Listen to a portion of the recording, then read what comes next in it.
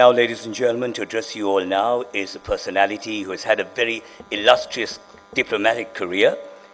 And without further ado, I would like to invite the Ambassador of Norway in Sri Lanka, His Excellency Thorbjørn Gaustadsæther, to address you all.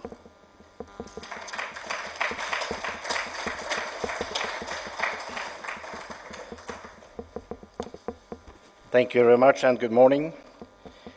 Honorable Minister, Honorable State Minister of Finance, Eran Vikramaratne, ladies and gentlemen, participant delegates, it is a great pleasure for me to address you at this Clean Energy Seminar, gathering academics, researchers and private sector from Sri Lanka and Norway. And I think it's the first time in the history that we have 14 companies in the energy sector gathered in Colombo. So I think there's actually an applause for that would be nice. I'm also happy that you could make it, Honorable Minister, because you have a very busy schedule with Parliament reopening and everything, so I'm also happy to see that you could be with us this morning.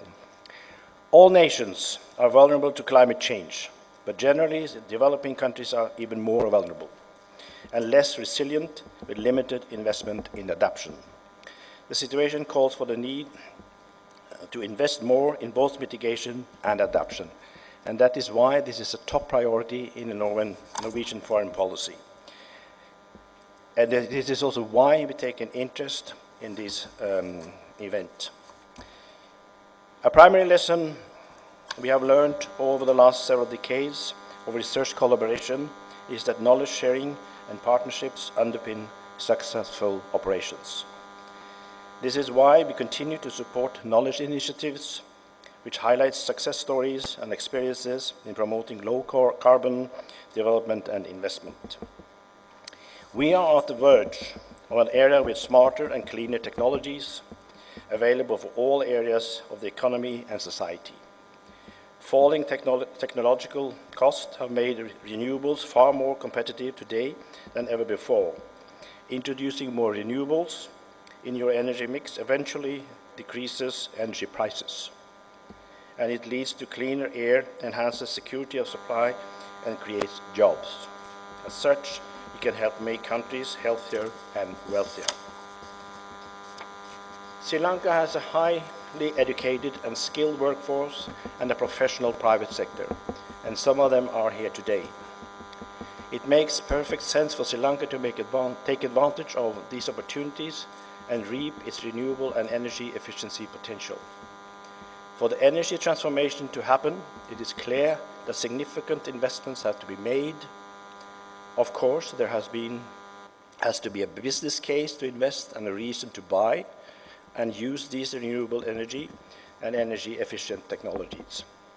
We also recognize that government may not be able to ensure these investments from public funds alone. The private sector can and, I understand, is willing to play an important role. One of the key aspects for private sector investment is a sound and consistent policy and regulatory environment. Therefore, as a matter of priority for the country, it is important to create an enabling environment for low-carbon technologies and investments. I'm aware that there are technical challenges as well as institutional challenges facing government. In this age of digitization, modern technology and innovation is here to stay. Therefore, it is far better to embrace and be ahead of the curve than be left behind. Sri Lanka has the resources to be part of a carbon-neutral future. Norway, with its solid base of expertise in renewable energy and environmental technology, coupled with excellent universities and strong clusters, science parks, and business incubators, has become a leading technology provider in this area. The main energy resource in Norway is hydropower, but in addition, Norway has become a solar power pioneer and has vast wind energy resources, both onshore and offshore. The world's first floating wind turbine has been in operation 10 kilometers off the coast since 2009.